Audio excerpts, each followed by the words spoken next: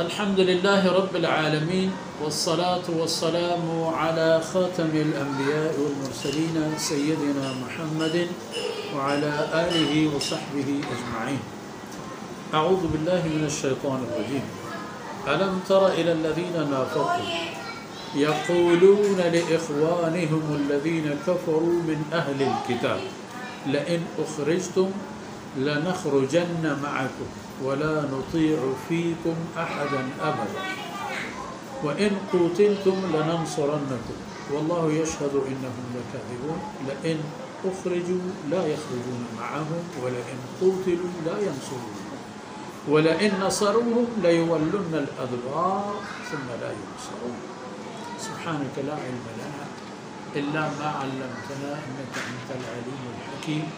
رب اشرح لي صدري ويسر لي أمري واحلل عقدة من لساني يفقهوا قولي واجعل لي وزيرا من أهلي رب زدني علما وارزقني فهما ثم گرامی قدر بھائیوں بہنوں اور پیارے بچوں، گپ اور بات چل رہی تھی اہل ایمان اور کفار کی، صحابہ کرام، حضرات تابعین اور صلحاء امت کی۔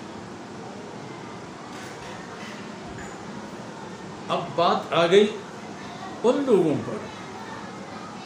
جو اس دور کے جانے مانے کافر تھے،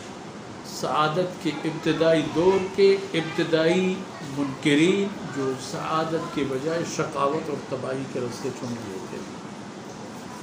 منافقین اور اہل کتاب میں سے کفار۔ اہل کتاب تو اہل کتاب تھے اس حوالے پر کہ وہ یہ مانتے تھے کہ ہم پر اللہ کی کتاب نازل ہوئی ہے، تورات و انجیل کے ماننے والے، لیکن کفار اس لیے قرار پائے کہ انہوں نے جناب رسول اللہ صلی اللہ علیہ وسلم اور قرآن کی تکفیر اور تنکیر کی، قرآن نہ ماننے پر وہ ہو گئے کافر۔ تو فرمایا الم تر الی الذین نافقوا، کیا آپ نے دیکھا منافقین کو جنہوں نے نفاق کا راستہ اختیار کیا تھا؟ یقولون لاخوانہم الذین کفروا من اہل الکتاب، جو اپنے اہل کتاب کافر بھائیوں کو کہہ رہے تھے۔ اب کفر کی بنیاد پر وہ آپس میں ایک دوسرے کے بھائی تھے، جس طرح اسلامی اخوت اور بھائی بندن، اسی طرح کفر کی اخوت اور بھائی بندن۔ انہوں نے بنو نذیر پر جب یہ بات آ گئی کہ انہیں اللہ کے رسول مار ڈالیں گے، ان کو صفحہ ہستی سے مدینہ طیبہ سے نکال دیں گے اور ان کو بے دخل کریں گے، ان کے ساتھ لڑیں گے، تو پہلے لڑائی کی جب بات چڑھی تو ان منافقین نے ان لوگوں سے کہا کہ جمے رہو، ڈٹے رہو، ہم آپ کے ساتھ، قدم بڑھاؤ، ہم تمہارے ساتھ ہیں، بقول ہمارے اور آپ کے اور۔ انہوں نے اپنے کافر بھائیوں کو جو اہل کتاب میں سے تھے ان سے کہا لئن اخرجتم لنخرجن معکم، غم نہ کریں، اگر تمہیں مدینہ منورہ سے نکال دیا جائے تو ہم بھی مدینہ چھوڑ دیں گے، آپ کے ساتھ جہاں آپ کا جانا ہم بھی آئیں گے۔ ولا نطیع فیکم احدا ابدا، اور تمہارے بارے میں ہمیں جو بھی کچھ کہا جائے ہم کسی کی بات نہیں مانیں گے۔ یعنی اگر حضرت صلی اللہ علیہ وسلم اور اللہ کا حکم آ جائے کہ سوشل بائیکاٹ کرو اہل کتاب کو، ہمارے ساتھ آ کر ان سے لڑو، تو ہم کسی کی بات نہیں مانیں، تو ہم کسی کی بات قبول نہیں کریں گے۔ انہوں نے یہاں تک بھی بتا دیا ولا نطیع فیکم احدا ابدا، لیکن حقیقت حال جب ہو گئی تو حقیقت حال میں انہوں نے یہ کچھ نہیں کیا، اور بجائے اس کے کہ وہ کچھ کر جانے کے بجائے انہوں نے کچھ نہیں کیا اور کچھ نہ کر سکے۔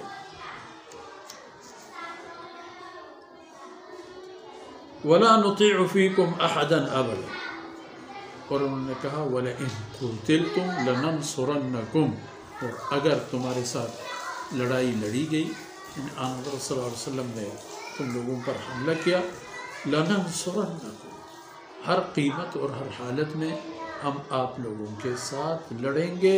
مل کر آپ لوگوں کے ساتھی بنیں گے اور رسول اللہ صلی اللہ علیہ وسلم کے ساتھ لڑیں گے۔ اللہ نے فرمایا کہ واللہ یشہد انہم لکاذبون،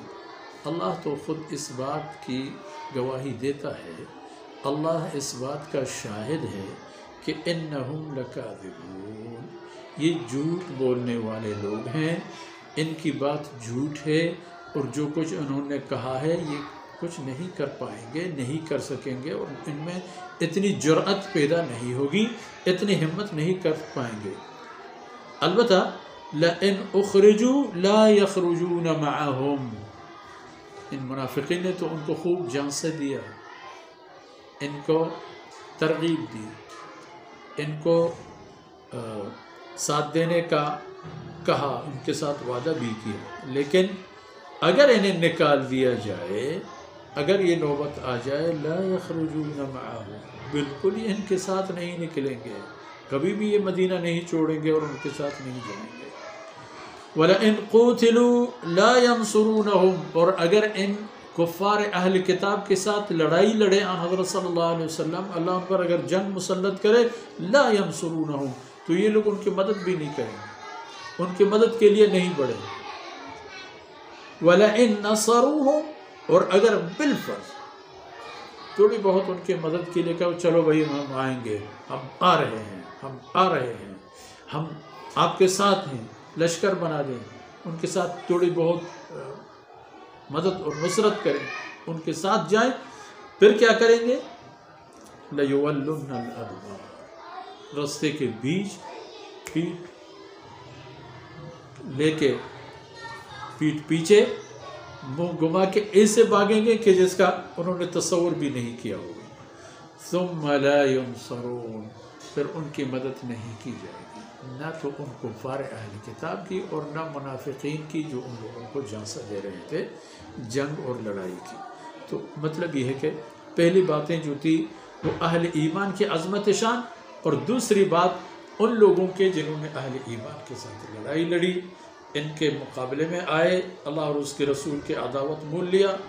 ان کا انجام یہ ہوا کہ اللہ نے ان کو رہتی دنیا تک فتوحات سے نوازا، اور ان کا انجام یہ ہوا کہ رہتی دنیا تک اللہ نے ان کو ذلیل و خوار کیا۔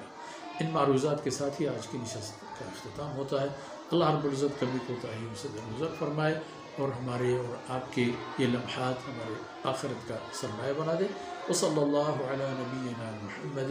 وعلی آلہ وصحبہ اجمعین۔